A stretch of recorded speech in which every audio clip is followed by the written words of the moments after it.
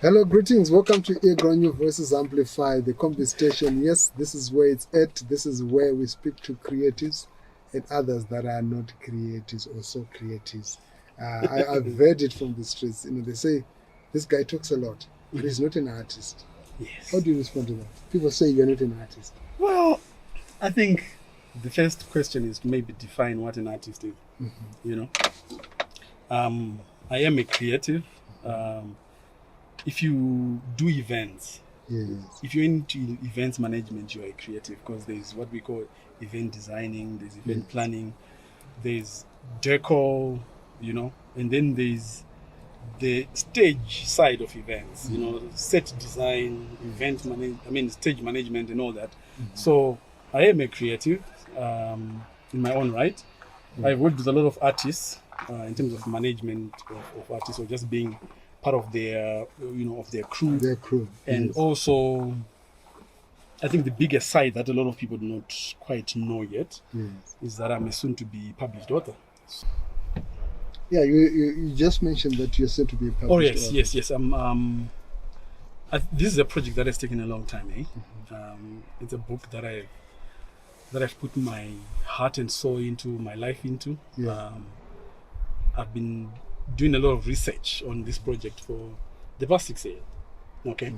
But instead of coming out as one book, it's going to come out as several editions. But we're ready for print now. We're done with the edits, the designs and everything. So in a few months' time, we should be having something, I guess, and I hope that then qualifies me as a creative, as far as my critics are concerned. The critics also say that you're a failed politician who then sought refuge in the creative arts. Okay, that's an interesting question or observation. I've always been a creative, or part of the music industry for the longest time. The first concert that I did, that I planned, organized, and carried out was in 2001. Oh, okay. Wow, that long. Yes, so this is 20 years in the in the industry. Politics was a side thing. Side hustle. Not a side hustle. Let me qualify it. I think we are all political in one way or the other, right? But for me, I don't want to qualify it as politics as such. For me, it was activism. It is activism. Okay. I didn't run for political office. I ran for civic office. That's council. That's local government. So it's not really political. And my activism is not one-dimensional. My activism is social. Yes. And I think a couple of years ago, 2019, that's when I decided that my activism is going to evolve a bit and go into the arts industry. Right. There are a lot of things that I've noticed that we can improve on. What did you observe? Okay, I've made several observations, and I'll start at the very basic level. I'll start with the book that I've been writing. Yes. Right. I'm a wedding planner by profession. Yeah. Right. Done well over 200 weddings and stuff. So I had a lot of frustrations there. The certain ways that I felt people needed to carry themselves and to execute themselves. So instead of complaining, I realized that I needed to be part of the solution. So I decided to fix that by writing a book on how to dress, how to, just carry yourself at a wedding. Part of it comes in the form of commandments, 10 commandments on how to be a good guest. Thou shalt not, be a glutton. Thou shalt bring a gift. Thou shalt, be on time and all these things. And then also 10 commandments on how to be a good host. So it's the balance. That's me trying to, to contribute and say, okay, if we're going to improve this industry, we need to have material, we need to have content, we need to teach each other. So I've taken time to, to really look at things that were frustrating me and bring solutions to that. So the same with the music industry. Having worked with a lot of artists, mainly gospel artists, there are a lot of things that I've noticed in terms of our professionalism, in terms of how we carry ourselves, in terms of how we do our shows, in terms of how just artists do business. Yeah. Okay, so those are some of the observations that I've made in terms of just how we are building our industry, so to speak. I always say in some spaces that we actually do not have an industry to talk about. We need to create one, or whatever this thing that it is. Why do you think there's no industry? There are artists who see shows being done, the films being done. True. Well, I'm talking about an industry in terms of formal structures that are there. We do not have record labels. Some would want to argue and say, the world is not going in the way of record labels anymore. But if you look at it, all these indie or independent record labels still feed into the bigger record labels. Of course, the social media, you can bypass some of these things. But with a formalized market, I mean, there are a lot of music that is out there that I believe should not even make it on radio. It's not properly curated in terms of production. I think if an artist belongs to a stable and there's an A&R department that is there, there can be quality oversight. People can just look at it and say, what, can we go and rework this? You can hear some discord sometimes. You can even. Is there a particular song that you? No, I'm not going to mention. I'm not going to mention names. You can actually hear in terms of mastering and mixing. You can actually tell. But it's not properly done. This is not. Is it even done in the first place? We're thankful and grateful for technology. Anybody we can even just record a song right now because we've got gadgets that allow us to do that. Sure. But then in terms of the actual art, for me, the actual art is in when you mix and you master. That is the final work. So that is always lacking. So without a formalized sort of system in terms of sales, yes, the world has gone the digital way, but for here locally, there's still space for for us to sell music. There are creative ways that we can develop, to sell music. And for me, that's the beat that I feel without a formalized sort of industry, our music is not really going to go anywhere. And the bigger part for me for things like record companies and record labels is that they then have relationships with labels and bigger labels outside, which can be very easy for music to be taken out there. And like for us to be trying to do it on our own, it's quite difficult. I mean, we still have the big five or big three record labels. Okay, I thought big five artists. I was about to ask. No, the artists will come into that. No, I'm talking about people. I mean, companies like Sony, BMG, Universal, and all that. We don't even have a single local artist that's. Well, you could argue that there might be a few names, but they are. But we're not really there in terms of what we can do as Zimbabwe, in terms of what we really have as art, And most of it even goes back to how artists are managed. But where did we lose the plot? Because if you remember very well, we used to have, Drama Records, ZMC, RTP, Share, yes, Metro, High Density, and all these were actually functioning. They're functional, but then they failed to evolve. They failed to adapt to the changing, environments. And I think in terms of whoever acquired them, I don't think they had really the desire to. I think they were acquired for asset stripping, besides anything else, But with the death of ZMC and Grammar and RTP and them, like we've mentioned, there hasn't really been, much in terms of any company that has really stepped up to, to fill in that gap. Yeah. Interesting. And you're a music critic. You have commented on so many things, or you comment from time to time on so many things. But there are those that feel like you are too heavy on these Zimbabwean artists, given the macroeconomic conditions that are prevailing in Zimbabwe. You know what? I agree to some extent. I could be nicer in terms of my delivery. But as far as I'm concerned, when I write something, I always tone myself in a particular way that I want to be heard. We can be easy on our artists, right? But we're not growing each other. We can be very nice and kid glove each other. Actually, calling us or calling me a critic is somewhat incorrect, and I'll tell you why. If you notice, if we're talking about music, mainly I'm saying this is good, this is right, well done, and all that, right? But you hardly see me or people who do what I do saying, this is wrong, this is not wrong, this is not good, I don't think this has been done properly. See, music critiquing has two sides. Yeah. There's the side where you're saying, well done, or this is good, this is properly done, and then there's the other side where you're sort of like saying this could have been done better. So when you're talking about critiquing, you're not just talking about bashing something. It's not about bashing things. It's about just evaluating and reviewing. So if you notice, a lot of people who actually do these things, we are afraid of saying this could have been done better, or this could be.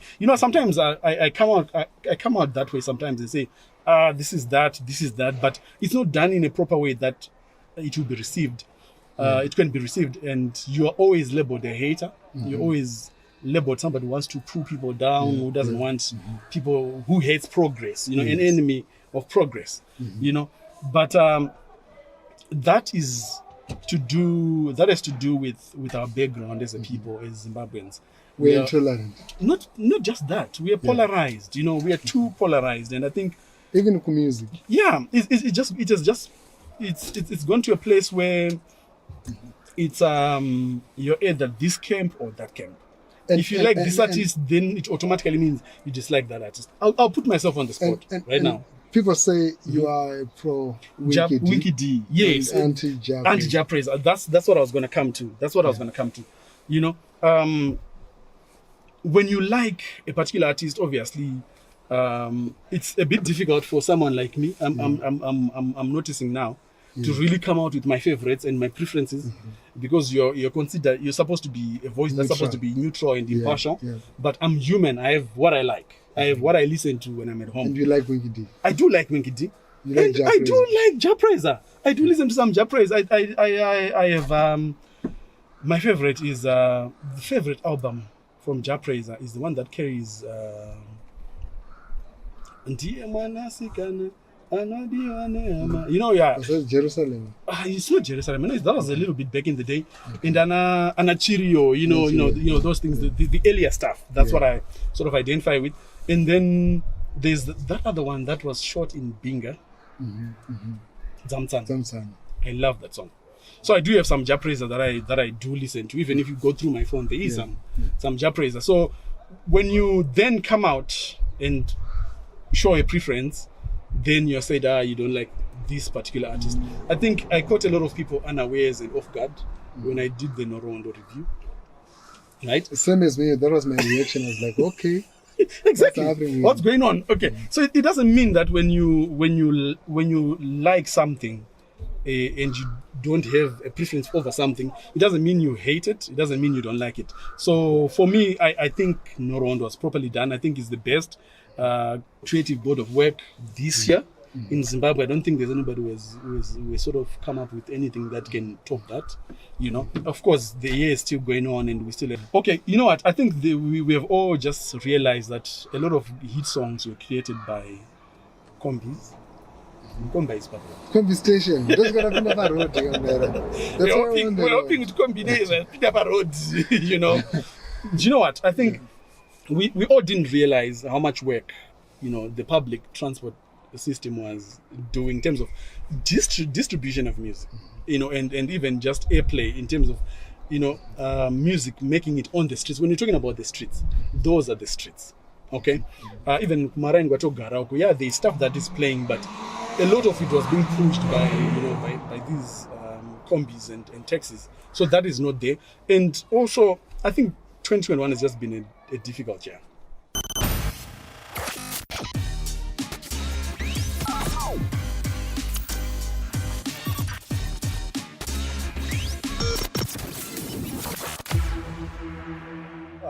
How does a song become a song of the year when it has been released, in November? I think there has to be I don't know. I've always questioned that in terms of criteria of picking the song of the year and all that. And I think there should be a difference as well, in terms of what is the song of the year. When you're talking about a song of the year, are we looking at how a song is written, how a song is produced, how it is sung, how it, or is it popular? I think we need to have a separation of which is which thing. Interesting there. I'll quickly ask you a few questions. the state of radio in Zimbabwe. Okay, radio.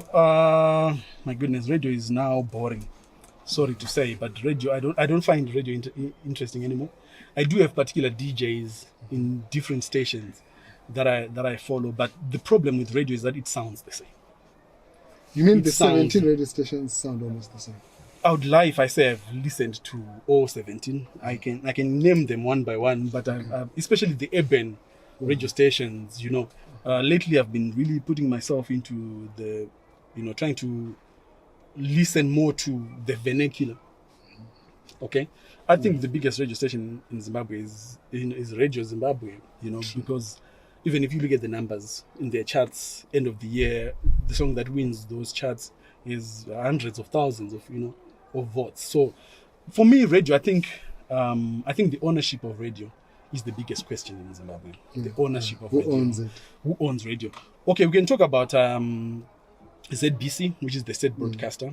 They own a number of radio stations. The formerly Radio 1 to 4, your classic 263, your Power FM, your Radio Zimbabwe National FM, and then you go to Bulawayo, there's Kulumani, and then well, we're not getting to Skies yet. Okay. Then there's in Gweru, there's another station in Gweru that makes them 6. So ZBC controls 6 radio stations.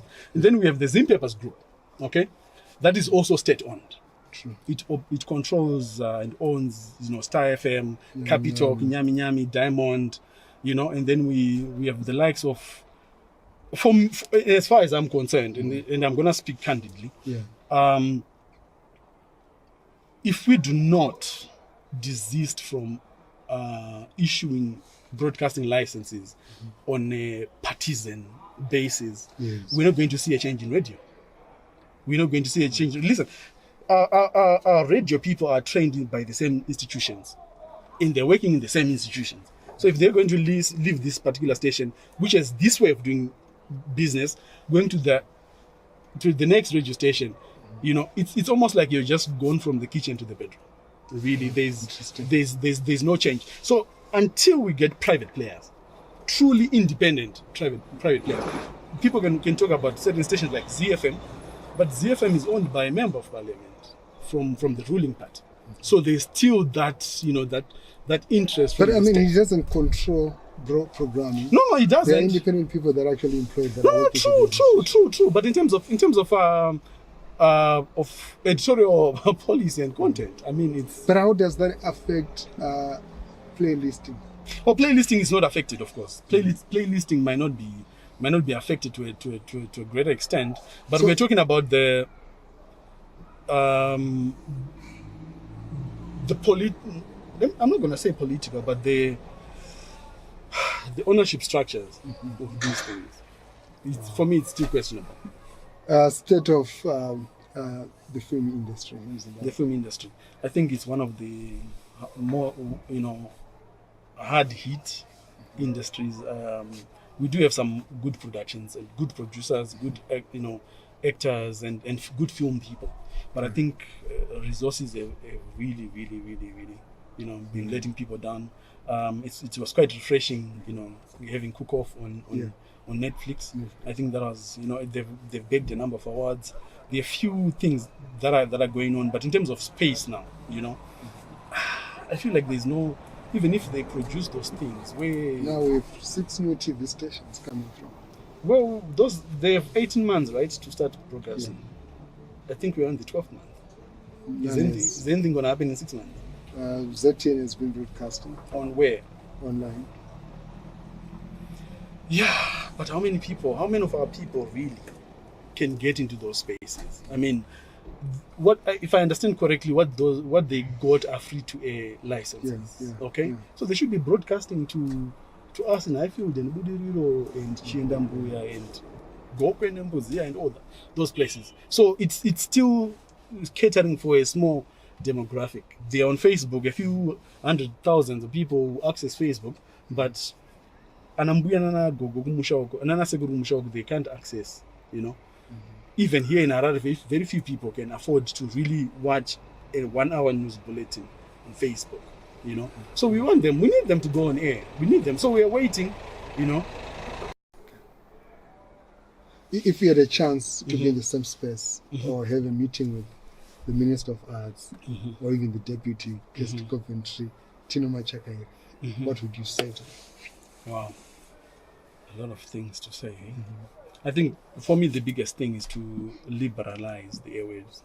Let's have a policy where we have a divergence of views and thoughts. I think the ownership of television and radio really has to be diverse. So I think maybe as government ministers, as policymakers, there's need for that. I mean, the issue of community radio stations, Yes. we need that. We need that. I know there's an attempt towards that, but I think more effort can be made there. I couldn't help but marvel. I think I watched it again today. Those kids in Kwekwe that you guys met in Kwekwe. Yes. I mean, just seeing that clip, that song can be a hit song. So I think that we need more community radio stations, and if that can happen without politics, without the politics, just radio for the people, just music, entertainment. That's it. Yeah. Wow. And the future of Zimbabwean music right now, as you see it, as you look at it, we've got Amapiano playing the most in our country now. Yeah. Afrobeat playing the most. Yeah. I struggle with that. I struggle with that. It's always been almost like our nature to be borrowing genres and sounds from all over the place. We need to hear more of Mbira playing. We need to get more of Mbira playing on radio. I think that's a debate we need to. We have an authentic Zimbabwean sound that we need to start, pushing out there. There's certain artists that I could mention that are singing particular genres and beats, but if they focus more on the traditional, I think that's what the world would want to see, what we have to offer. The world, I mean, if a Zimbabwean artist is really going to go to South Africa and sing Amapiano, they'll be like, but dude, we already have people who are doing this for us. Unless if you're really doing it differently, or if you go, to Nigeria and try and do the Afrobeat rather. Yeah, it's become universal now, even in America. And all over the place is being listened to, but I think we really need to push more our sound. We need to push more our sound, and I think we also there's need for government policy to be deliberate in supporting just the arts as a whole. I don't think the government does enough to support it. We still have a notion that says. So even when budgets are being announced, there is no deliberate attempt to push money. It can be entertainment and just the creative sector can be a huge employer. A lot of young people can be taken off the streets. If there's proper support for the arts. Yeah. Wow, thank you so much, Marshall. Really, really appreciate. No, we appreciate you guys. And I mean, I follow you. I follow your works, and I think you're one of the people that has kept their voice, especially of creatives, especially at a time now when we are under the COVID pandemic, lockdown situation. It's quite difficult for artists to actually find space. Oh yeah, true. And, there's no space. Yeah. Looking at your page, there is that constant engagement, and I see all the artists coming in. Some with their ghost accounts. Actually, of course. I now know some as well. Which has also led us to be unfriended by a number of them. You've lost friends. I've lost friends. I think I've lost friends. I think artists always feel like everyone wants you to talk about their stuff, but it's impossible. But yeah, we'll try more. Maybe we'll create just a page where we just talk about music. Because for me, I don't focus on music only. So sometimes when you have to address other issues, artists will feel like you're not talking about their stuff. Wow. Wow, that is awesome. Thank you so much. No, thank you. I've been speaking there to Marshall Shonhai. He says the word critic does not really fully define what he does, because he's also a content creator, he's a writer, soon published writer. He's writing 2 books that are going to be out very soon, but also has been involved in dance, in music, in management, in events, in so many things. So yeah, stay tuned. earGROUND, New Voices Amplified, the KOMBI Station. I'm out.